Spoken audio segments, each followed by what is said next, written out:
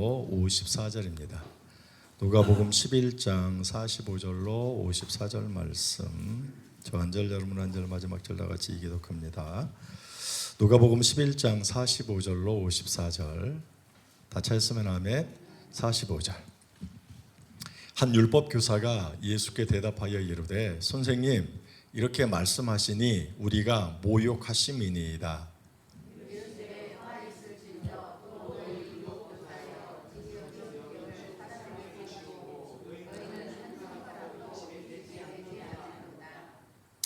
화 있을진저 너희는 선지자들의 무덤을 만드는도다. 그들을 죽인 자도 너희 조상들이로다.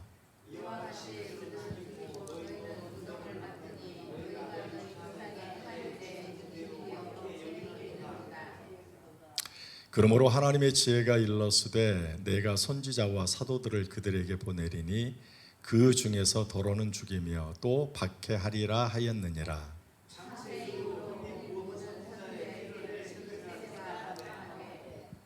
곧 아벨의 피로부터 제단과 성전 사이에서 죽임을 당한 사가랴의 피까지 하리라. 내가 너희에게 이르노니 과연 이 세대가 담당하리라.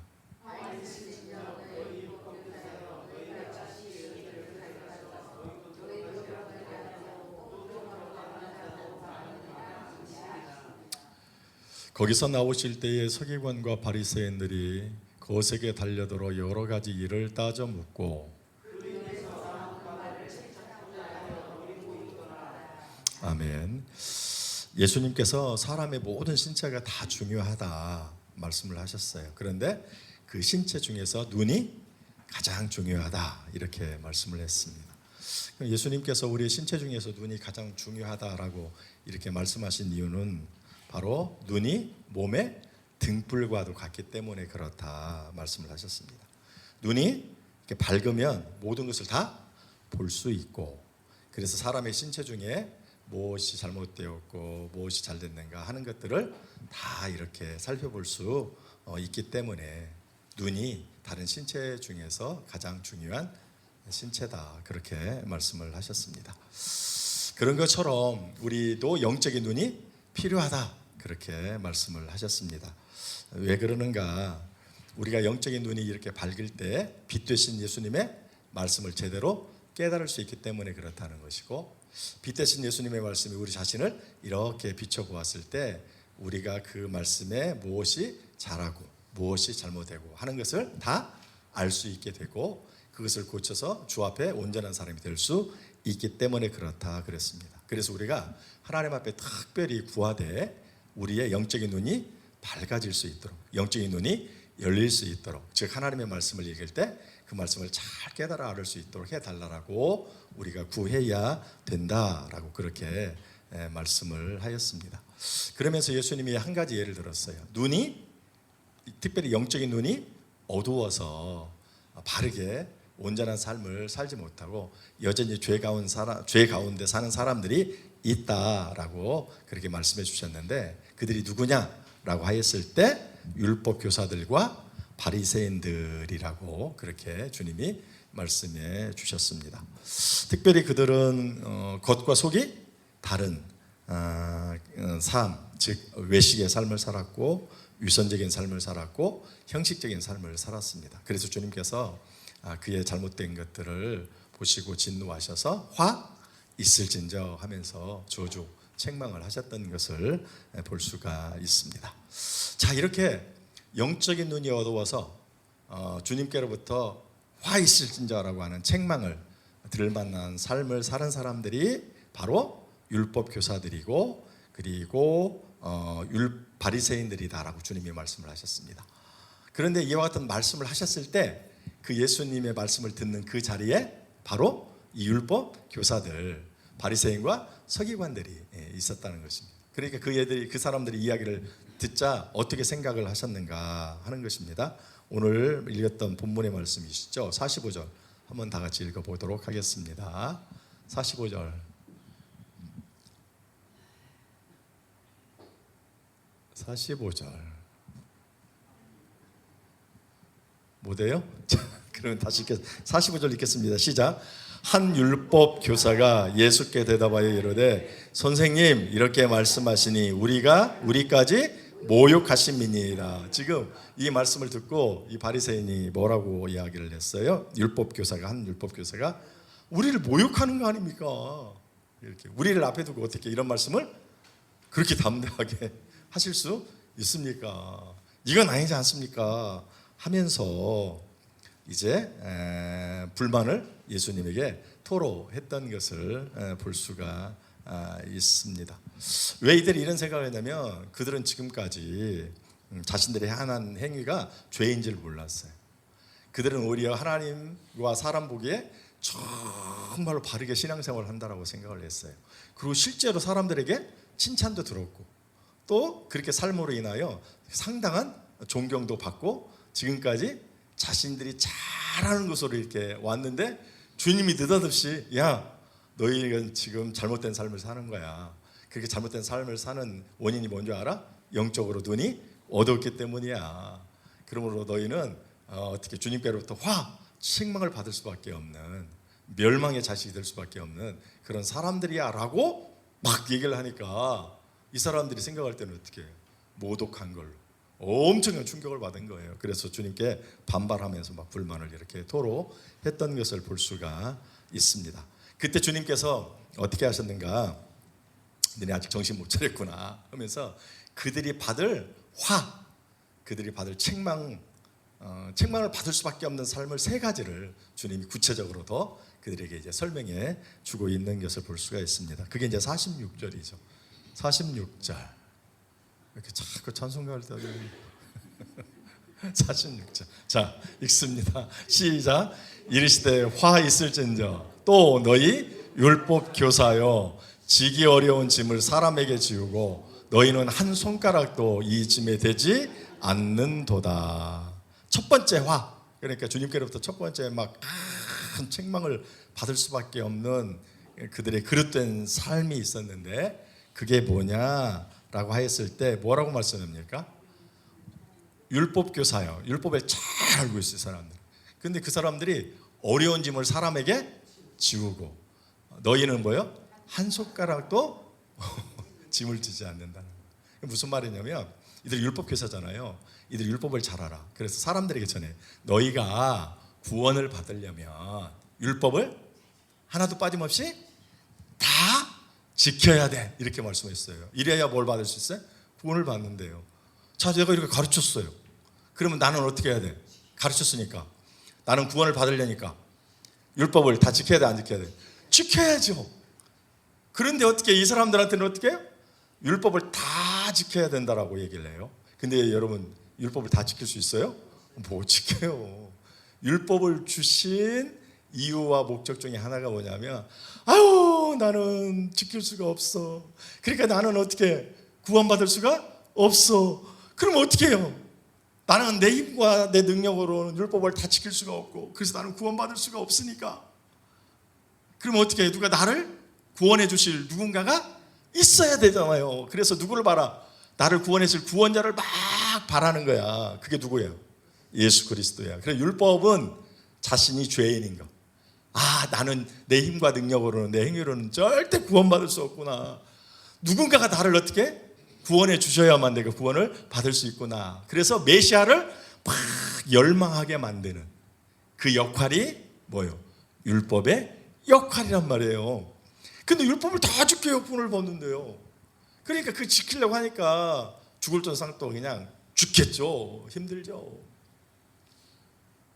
그런데 자기들은 어떻게 그렇게 가르쳐 놓고 막 그렇게 그랬던 가르침이죠. 그렇게 가르쳐 놓고 자기들도 그러면은 최소한 어떻게 그렇게 지켜야 되잖아요. 그런데 뭔데요?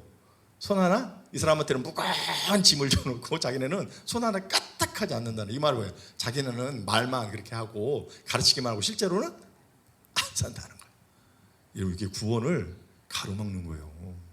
이것처럼 엄청난 죄. 그래서 뭐라고 주님이 화 있을진저라고 그들의 악함과 유선을 주님께서 막 강하게 지적하셨던 것을 볼 수가 있으니까 본이 되지 않아.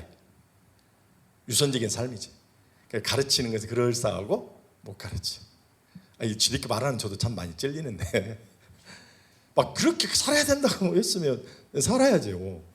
근데 그렇게 해놓고 나는 못 살아. 얼마나 유선적이야. 그래서 주님이 너희는 이것서 화 있을진지 이렇게 책망을 받을 수밖에 없다라고 이야기를 합니다. 두 번째로는 몇 절이겠어요? 47절. 47절 시작. 화 있을진저 너희는 선지자들의 무덤을 만드는도다. 그들을 죽인 자도 너희 조상들이로다. 48절 한번 볼까요? 48절. 이와 같이 그들은 죽이고 너희는 무덤을 만드니 너희가 너희 조상의 행한 일에 증인이 되어 옳게 여기는도다. 47절에 보면 화 있을진저 그리고 저들이 보였어요. 47절. 47절. 화 있을진저 너희는 선지자들의 무덤을 만들었어요. 그러니까 이들이 이야기네 입으로. 우리가 누구를 존경해요? 선지자들을 너무 존경해요. 그래서 선지자들의 무덤을 어떻게 만들고 잘 이렇게 갖고 와요. 그럼 사람들이 그 같은 모습을 보면서 야 저들이 정말 선지자들을 뭐예요? 정말 이렇게 존경하는구나. 그럼 존경한 것만큼 그들이 그렇게 선지자 존경받는 선지자들처럼 삶을 살겠구나 이렇게 생각을 하겠죠. 그런데 실제로는 이렇게 보니까 어떻게 해요? 살아요? 못 살아요? 살지 못하는 것을 볼 수가 있어요. 실제 이 선지자들이 어떻게 했어요? 선지자들이 왜 죽었어요? 선지자들의 가르침을 거부하고 받아들이지 않은 그 사람들에 의해서 어떻게 했어요? 그들이 죽었거든요. 그런 것처럼 지금 어떻게 해요? 이들이 이렇게 겉으로는 선지자의 무덤을 만들면서 엄청나게 이렇게 존경을 탁 이렇게 이야기를 하면서 실질적으로는 어떻게 해요? 선지자들의 가르침을 거부해서 선지자를 죽인 것처럼 실제로는 그들이 그 가르침을 받아들여야 안 받아들여요? 받아들이지 않는. 겉으로는 그와 같은 행위를 통해서는 막 하지만 실제로는 그렇게 하지 않아요. 오늘날로 표현하면 뭐 예배는 이렇게 하면서 실제 예배의 정신은 없는. 기도는 막 이렇게 잘하면서 실제 기도의 정신은 쑥 빠져버리는. 그래서 기도하고 예배하는 이 무덤을 만드는 것 같이 그 모습을 보면 저 사람이 정말로 선지자를 얼마나 존경하면 선지자의 가르침을 얼마나 저렇게 받아들이면 저렇게 무덤까지 만들어서 이렇게 존경할까. 야 저는 그렇게 삶을 살 거야 이렇게 했는데 알고 보니까 아니라. 도리어 말씀을 선지자의 말씀을 거부하고 선지자를 죽인 것처럼 이들이 말씀을 전혀 받아들이지 않아요. 그와 같은 삶을 살지 않았다라고 그렇게 지금 이야기를 하고 있는 것을 볼 수가 있습니다. 자 그리고 이제 마지막 52절 한번 볼까요? 52절 다 읽어봐요. 시작. 화 있을진저 너희 율법 교사여 너희가 지식의 열쇠를 가져가서 너희도 들어가지 않고 또 들어가고자 하는 자도 막았느니라 하시니라. 화 있을진저 너희 뭐예요? 율법 교사요. 근데 율법 교사가 뭘 가지고 있어요? 지식의 열쇠. 그러니까 율법 교사니까 똑똑하겠어요? 안 똑똑하겠어요? 예, 하나님을 아는 지식을 가지고 있어요. 메시아에 대한 지식을 가지고 있어요. 그런데 실제적으로 그 메시아이신 예수님이 오셨는데 그들이 그 예수님을 어떻게 해요? 온전히 알지도 못하고 그의 가르침도 거부하고 또 자신들만 그냥 예수님을 거부하고 예수님 말씀을 믿지 않는 게 아니라 사람들에게도 예수님은 뭐예요? 진짜라 가짜라?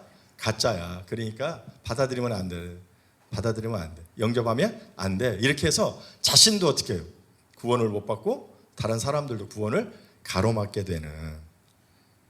여러분 자신만 그냥 뭐 구원 못 받으면 됐지만 다른 사람의 구원까지도 이렇게 막는 거 이것은 더 엄청난 큰 죄죠. 그래서 뭐 앞에 화 있을진저 하면서 주님께로부터 책망을 받을 수밖에 없었다라고 하는 그런 사실입니다. 간단히 살펴보면 이제 저들이 화 있을진저라고 하는 주님께로부터 엄청난 책망을 받을 수밖에 없는 세 가지의 잘못은 뭐냐?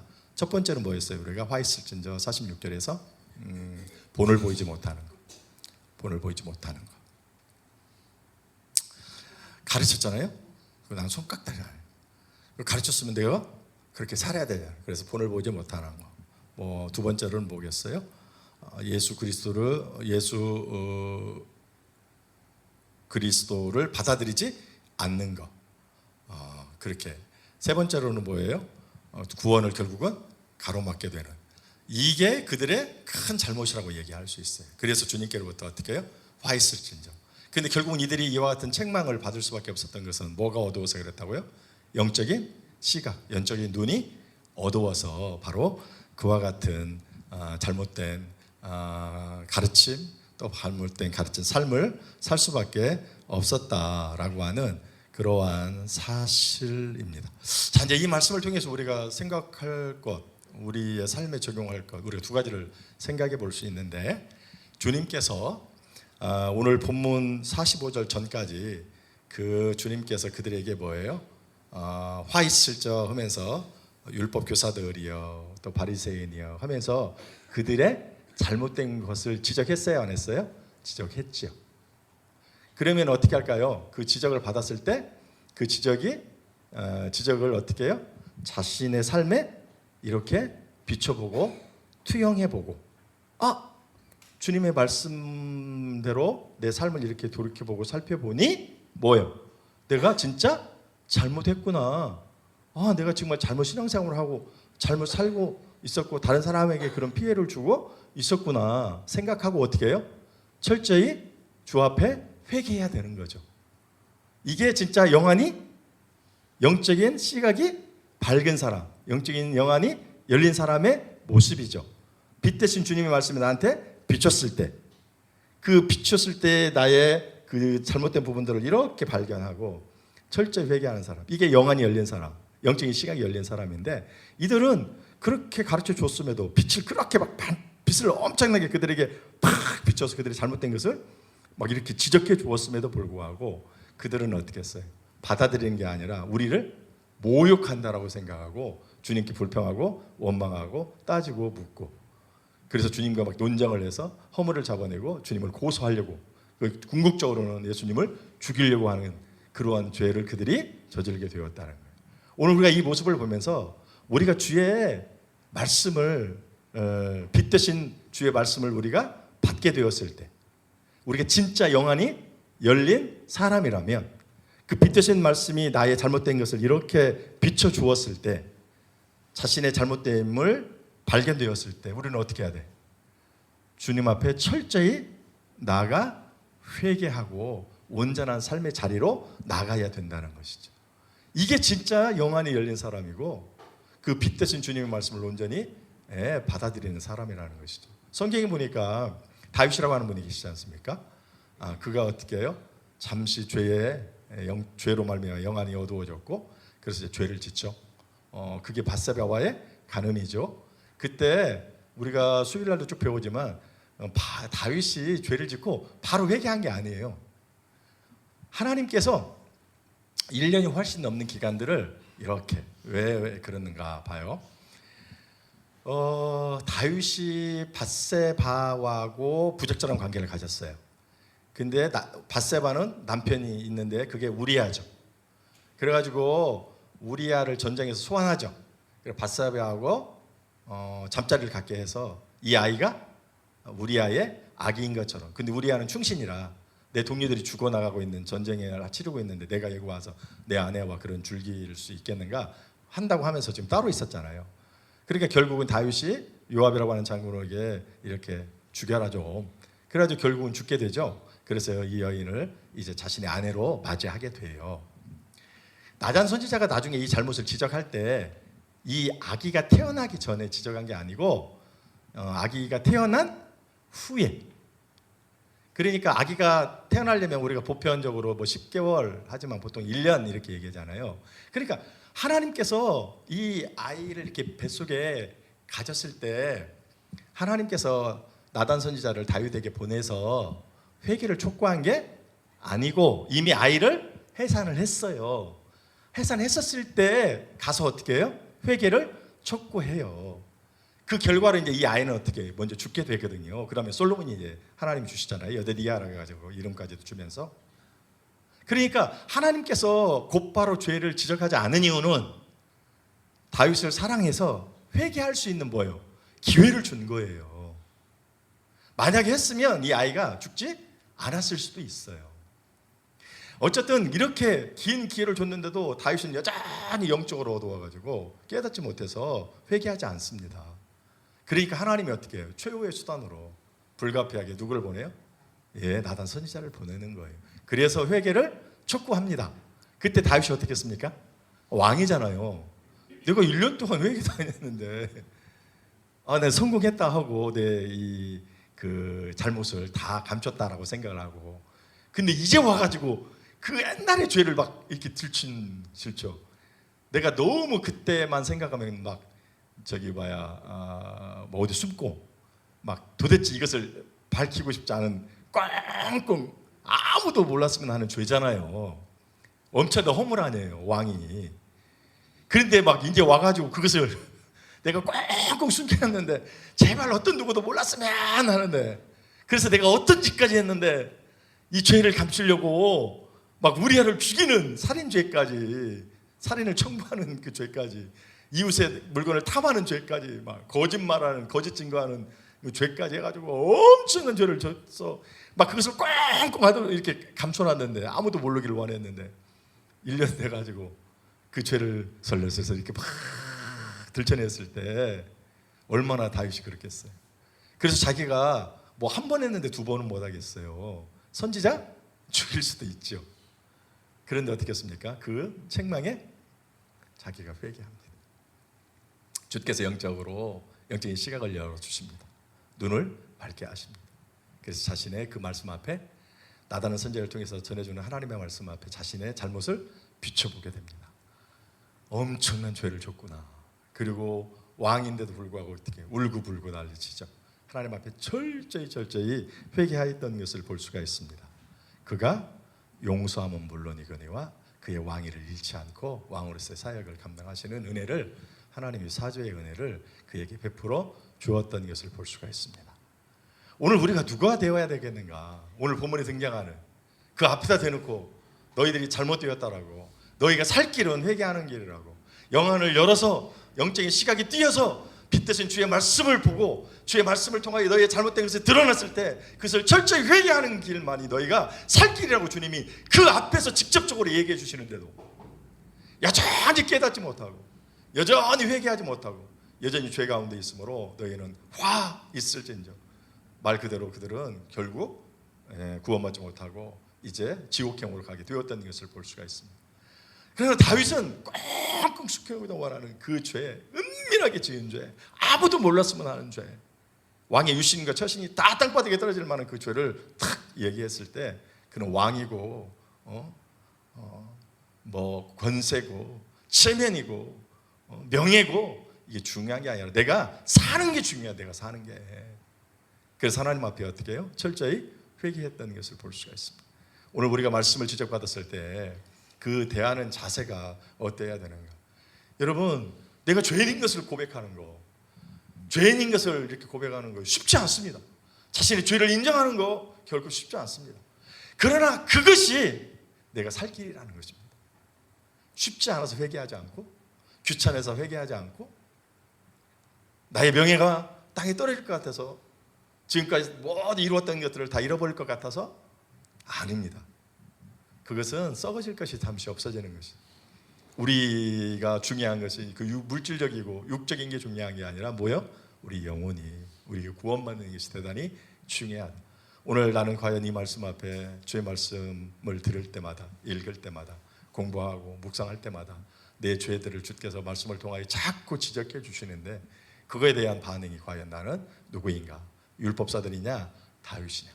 오늘 다윗처럼 그 온전한 그런 반응을 통해서 사죄를 받고 우리 영혼이 구원을 얻는 그런 말씀에 대한 정당한 반응을 보이는 우리들이 되어야 되겠다 하는 것입니다. 두 번째로 우리가 생각해야 될 것은 이 사람들이 앞서 말씀드린 대로 본을 보이지도 못하고 예수 그리스도를 이제 못 받아들임으로 이제 구원을 얻지 못하게 하게 되고, 또 심지어 마지막에 다른 사람의 구원까지도 가로막는, 이들이 죄가 엄청난 죄라고 하는 그러한 사실입니다.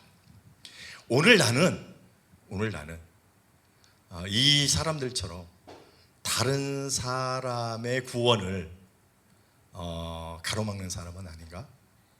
다른 사람을 실족해 하는 사람은 아닌가를 생각해 보아야 된다라고 하는 것입니다.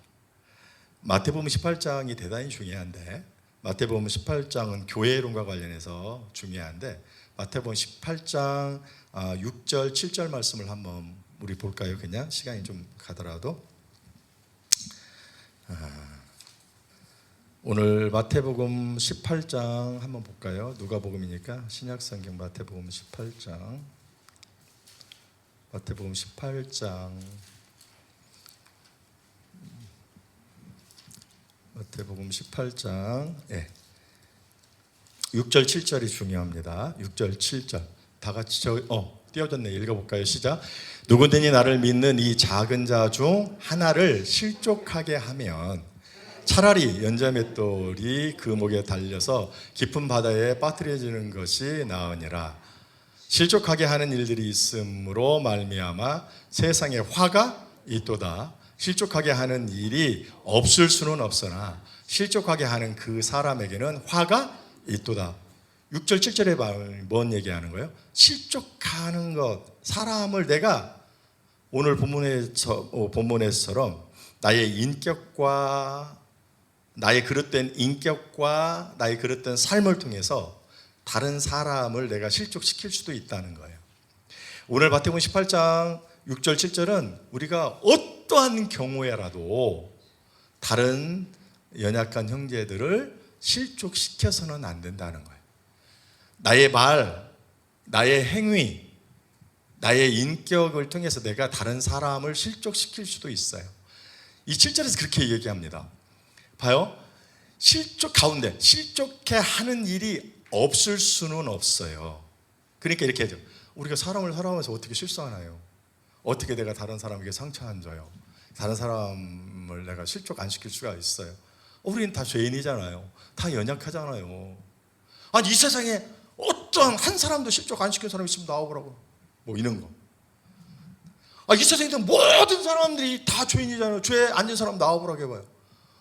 그러니까 우리가 실족할 수도 있잖아요. 근데 뭘 또 이걸 가지고 그러세요? 이렇게 할 수가 있다는 거예요. 그게 심정적으로 이해해.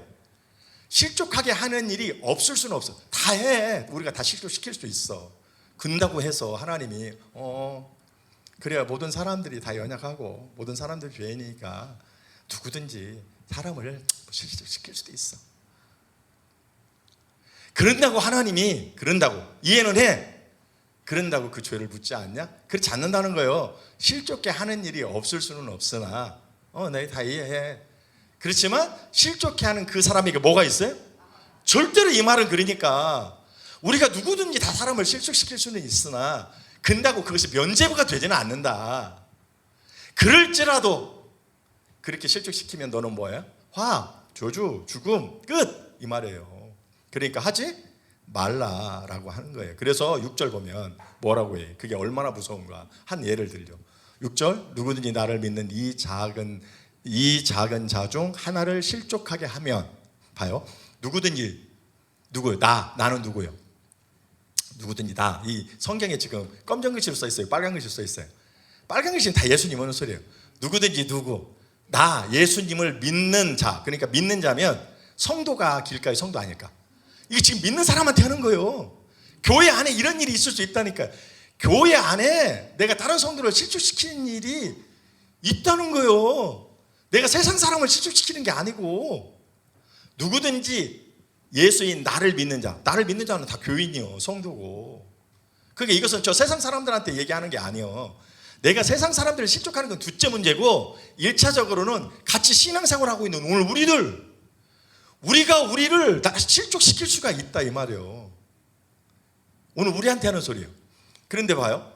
누구든지 나를 믿는 이 작은 자 중 하나를 실족하게 하면 근데 실족하는 사람이 누구라고 얘기해요? 작은 자요. 작은 자. 어린아이들을 얘기하는 게 아니고 뭐요? 작은 자, 연약한 자, 힘이 없는 자, 믿음이 약한 자. 이제 막 신앙생활 하는 사람들. 아니 신앙생활을 오래 했는데 여전히 영적으로 어린 사람들. 뭐 이런 사람. 작은 자 중 하나를 실족하게 하면 봐요. 차라리 이렇게 하는 게 다. 실족시키는 것보다 그냥 이렇게 되는 일이 더 다. 이렇게 되는 일이 뭐냐? 연자맷돌 아시죠? 연자맷돌 우리가 맷돌 있죠 이렇게 녹두 같은 거 뭐 갈고 이렇게 그거 얘기하는 게 아니라 여러분 여기 뭐 고대 이집트 같은 데 보거나 역사를 보게 되면 막 이 염소라든지 황소라든지 큰 뭐 이렇게 아시죠? 막 그래서 소가 이렇게 끌어야만 갈리는 그 맷돌. 엄청 크죠. 무겁겠죠. 돌이니까. 근데 연자 맷돌 그 엄청 크고 무거운 연자 맷돌 목에다가 탁 메고, 바다인데 그냥 얇은 바다가 아니고 뭐예요? 깊은, 이건 절망을 얘기해요. 깊은 바다에 빠뜨리는 것이 더 나서 뭐 하는 것보다, 어린 아이 작은 자종 하나를 실족하게 하는 일보다, 그러니까 실족하게 하는 일은 그거보다도 더 뭐예요? 무서운 일이야. 근데 이 일이 교회 안에도 일어난다고. 나를 믿는 자 중에. 오늘 현실이 그러잖아요. 여러분, 우리가 교회를 이루면서 실족시키는 사람들이 있어요. 실족하는 자들이 있어서 떠나가는 이들이 많아요. 그런데 그게 얼마나 무서운 일인지, 얼마나 끔찍한 일인지. 오늘 나는 혹시나 오늘 이 사람들, 바리새인들, 종교 지도자들이 사람들을 그렇게 했다니까요. 구원을 가로막는, 실족시키는. 오늘 나는 아닌, 우리가 잘하는 일이 있어요. 고린도전서 8장 이후에 이제 보게 되면, 갈라디 2장에 가보면 베드로가 있잖아요. 얼마나 믿음이 좋아요. 그분이 안디옥이라고 하는, 안디옥은 제2의 예루살렘이라고 일컬어진, 그러니까 예루살렘은 유대인들을 위해서 있는 교회라고 할 수 있어요. 그런데 제2의 예루살렘으로 불리는 곳이 안디옥이에요. 이 안디옥은 이방 세계를 위해서 존재하는 교회예요. 그래서 이 안디옥에서 우리가 잘 아는 바울과 바나바를 어떻게 금식하게 한 후, 안수기도 한 이후에 뭘 봐요? 파송, 선교사로 파송을 해요. 그래서 바울과 바나바가 3차, 그리고 정확하게 얘기하면 3차 반에 걸쳐서 선교 여행을 해가지고 유럽을 다 보고만 시켰던 것을 볼 수가 있어요. 그래서 이 예루살렘 교회와 안디옥 교회는 되게 중요해요. 예루살렘 교회는 유대인들을 위하여 있어요. 그리고 안디옥 교회는 어떻게 해요? 이방 교회들을 위하여 존재하는 교회예요. 근데 베드로가 이 안디옥에 와가지고 믿지 않는 사람, 베드로하고 바나바가 믿지 않는 사람들하고 식사를 막 이렇게 하고 있는데, 저기 예루살렘 교회에 지도자가 있어. 야고보 사도가 여기로 왔네, 안디옥으로. 근데 내가 지금 바나바하고 나하고 저 이방 사람들하고 식사를 막 하고 있으니까 보다가 유대의 지도자, 최고의 지도자예요. 그 야고보 사도가, 동료 야고보 사도가 딱 오니까 베드로가 갑자기 이 사람들하고 식사를 딱 하더니 안 먹은 척 입을 팍 닫고 그 자리를 슬쩍 이렇게 피해갔어. 그러니까 옆에 있던 바나바가 왜 그러지? 그러면서 자기도 또 입을 딱 닫고 안 먹은 척하고 거기 따라서 싹 자리를 피했어. 근데 이것을 본 사람이 있어. 그게 누구냐? 바울. 사도 바울한테 딱 걸렸어. 그래가지고 사도 바울이 얘기하는 거야. 야, 예수 그리스도가 구원을 이루기 전까지는 할례 받지 않는 자들하고 식사할 수 없어. 교제할 수 없어. 한 자리에. 그런데 예수 그리스도의 죽음과 부활을 통해서 구원을 이루었기 때문에 이제 우리가 저 할례 받지 않는 자들과 믿지 않는 자들과 식탁 교제 얼마든지 할 수가 있어. 그럼에도 불구하고 왜 너는 잘못된 것처럼 베드로 사도 오면 얼마든지 와서 왔냐고 해서 같이 식사를 해야지. 나는 아는 것처럼, 할례 받은 자들하고 교제 아는 것처럼, 이방 사람들하고 교제하는 깨끗하고 걸어간 사람인 것처럼 네가 이렇게 하니까 그걸 누가 봤어? 같이 있던 바나바가 봐가지고, 바나바도 외식적이고 가식적인 행위 그렇게 하지 않더냐 하면서 사도 바울이 막 엄청나게 책망을 하는 경우가 있어요. 오늘 우리가 이렇게 이 베드로에 비하면 바나바가 믿음이 연약한데, 이러한 연약한 사람들도 우리가 실족시킬 수 있고 죄의 자리에 들게 할 수 있다라고 하는 그러한 사실입니다.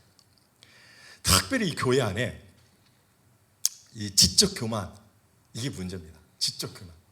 자기가 똑똑한데 성경을 특히 잘 알고 신앙생활을 오래 해가지고 성경도 잘 알고 뭐 교회 시스템도 잘 한다고 하는 이 사람들이 지적 교만이, 그래가지고 연약한 사람들을 막 무시, 그리고 그 사람들이 막 잘못을 막 지적해.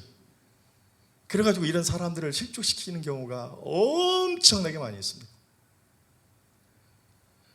내가 아무리 똑똑하고 아무리 많이 알아도, 그래서 그 사람이 잘못된 것을 분명히 하고 있어도 그냥 무조건 잘못됐으니까 이것을 바로잡아야 된다 하고 이렇게 하는 게 아니고, 항상 그 사람의 형편과 처지를 살펴서 지금 내가 권면을 했었을 때 어느 정도로 해야 되는지, 이것을 하면 받아들여야 될지 그렇지 않을든지, 이런 것들을 고려해서 참 지혜롭게 그렇게 해야 되는데, 막 자기는 똑똑해, 오라, 그래가지고 잘못됐어, 그래가지고 자기가 어떻게든지 자기의 힘과 능력으로 그것을 바로잡으려고 막 그 사람을 공격하고 잘못된 것을 지적하고, 그러니까 이거 지적으로 연약한 사람들이 있어. 어린아이와 같이. 그런 사람들은 어떻게 하는가? 실족해. 이게 문제예요. 언제부터 얘기했듯이 정말로 겸손한 사람은 그 연약한, 그리고 잘못된 것을 보지 못하는 것보다 그것을 보게 하고 알게 한 것은 은혜예요. 우리가 교회 생활을 이렇게 한다고 해가지고 다 모든 사람이 교회에 관심 있는 거 아니에요. 그래서 이 잘못된 거, 또 옳지 않은 것들을 이렇게 볼 수 있어. 이거 은혜예요. 이것도 눈이 열려야, 관심이 있어야, 아, 뭐가 문제고 이건 아니고 이건 그렇고 이거 알 수 있다니까요. 이거 은혜요. 중요한 건 그것을, 은혜를 베풀어서 내가 알게 되면 지혜롭게 권면해야 된다니까. 그리고는 뭐예요? 나머지는 누구에게 맡겨? 하나님께 맡겨야 되는 거예요. 내가 할 수 있을 만큼의 지혜롭게 노력을 해서 권면해. 안 들어. 그러면 내가 끝내 막 해버리려고 하면 여기서 이제 문제가 발생해.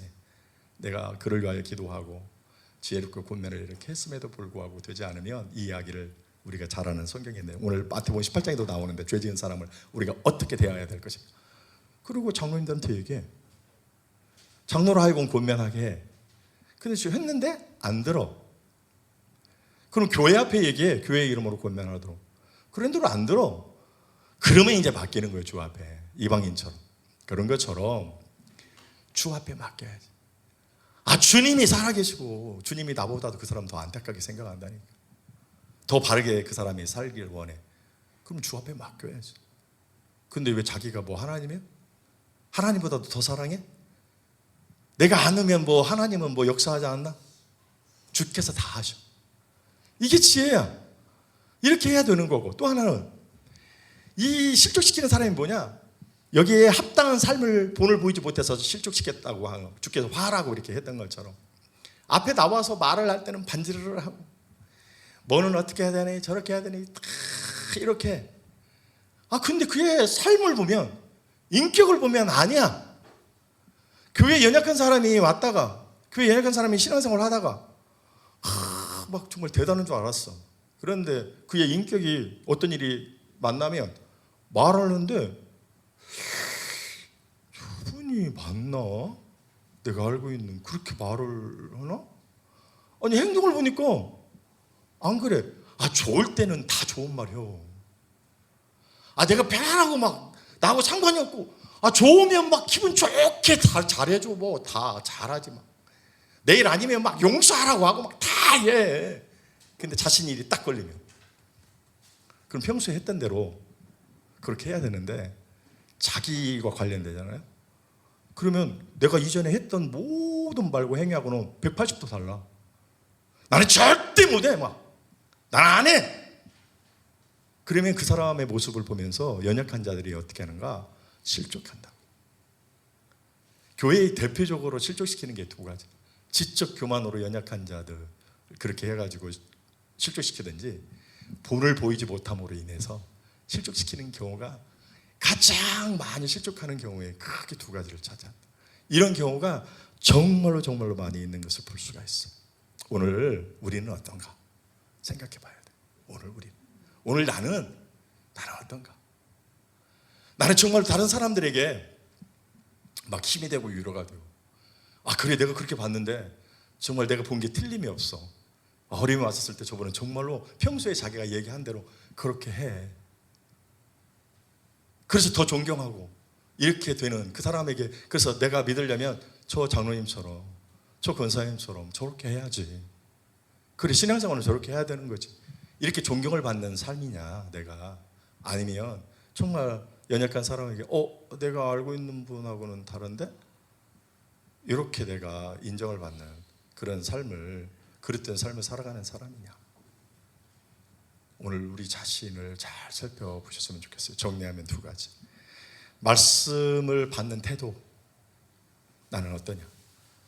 나는 과연 거치는 자냐? 그들에게 도움을 주는 자냐? 나의 인격과 삶의 모습은 어떠냐를 점검해 보시는, 그래서 주님께로부터 화가 아니라 주님께로 축복을 받는 그런 삶을 사시는 저와 여러분들 되시기를 예수님의 이름으로 축원을 드립니다. 기도하시겠습니다. 고마우신 주님 감사합니다. 오늘도 우리를 사랑하여 부르시고 이 오후 예배까지 참여함으로 하나님께 영광을 돌리고 주시는 말씀을 통하여 도전받게 하시니 감사합니다.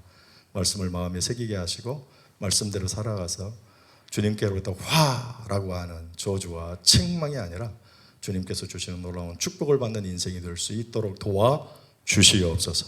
예수님의 이름으로 감사 기도 올리옵나이다. 아멘.